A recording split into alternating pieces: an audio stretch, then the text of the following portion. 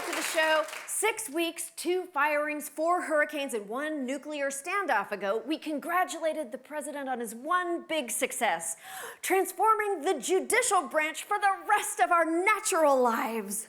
Trump has picked 37 judges in 6 months. That's 20 more than Obama. And Obama didn't spend 14 hours a day angrily toilet tweeting while jerking off to Fox and Friends.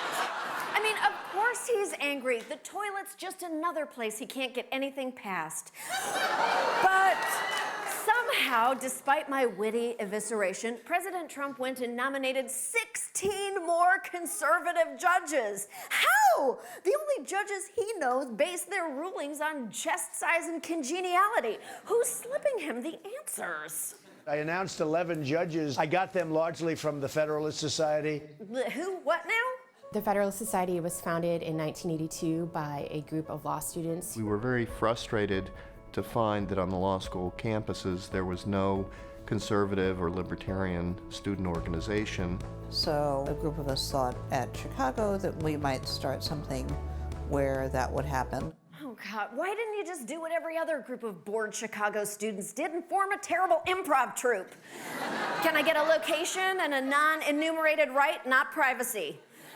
This scrappy student group attracted some first-rate legal minds. The first 2 faculty advisors to the Federalist Society were then professors Antonin Scalia and Robert Bork, and they were essentially the inventors of modern originalism. Ugh, don't you just hate it when the older dudes at school want to hang out with the kids? The best thing about originalism, America keeps getting older, and our view of the Constitution stays the same. All right, all right, all right. What originalism means is that what James Madison thought about gay rights is what judges today should think about gay rights. In other words, if a modern judge were presented with a gay couple who wanted to get married, he should drain them of their poisoned humors. Jeffrey Toobin calls the Federalist Society the conservative pipeline to the Supreme Court. And much like the Keystone Dakota pipeline, its effects will be felt for generations to come. Federal judges serve for life, and they have the power to declare what Congress or what the president does unconstitutional. They decide what rights we have, and that includes lower court judges. Under Donald Trump, the appointment of Supreme Court justices has essentially been subcontracted out to the Federalist Society. Shit! Has anyone told them Trump doesn't pay his subcontractors? The society has given us countless federal judges. Every Republican appointed attorney general and solicitor general since the 1980s, and the entire right wing of the Supreme Court. It's the conservative equivalent of the 90s Mickey Mouse Club. But instead of Justin Timberlake, Britney Spears, Christina Aguilera, Ryan Gosling, and Kerry Russell, it gave us Neil Gorsuch, Samuel Alito, John Roberts, Clarence Thomas, and oddly enough, also Britney Spears. You gotta start them young. This is the idea behind the Federalist Society. A young kid comes to law school. He or she's a conservative. He or she discovers there's a chapter of the Federalist Society on campus.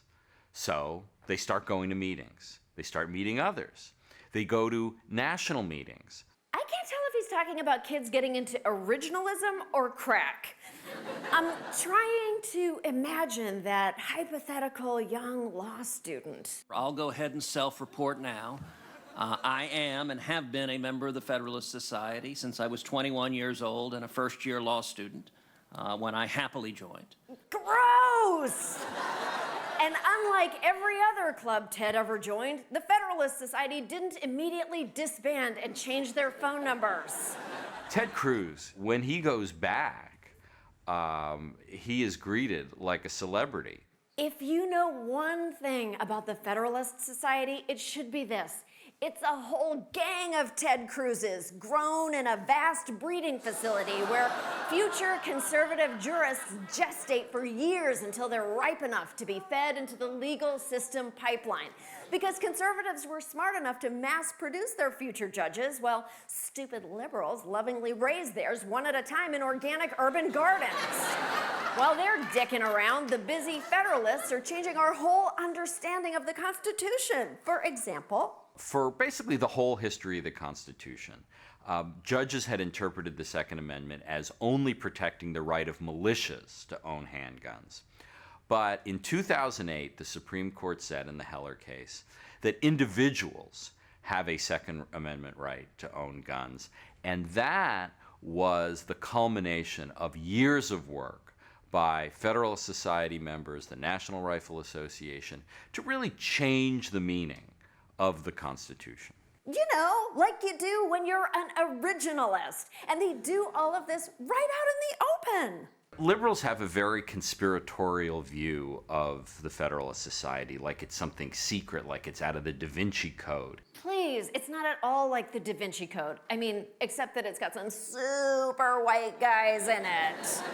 So white, like this white.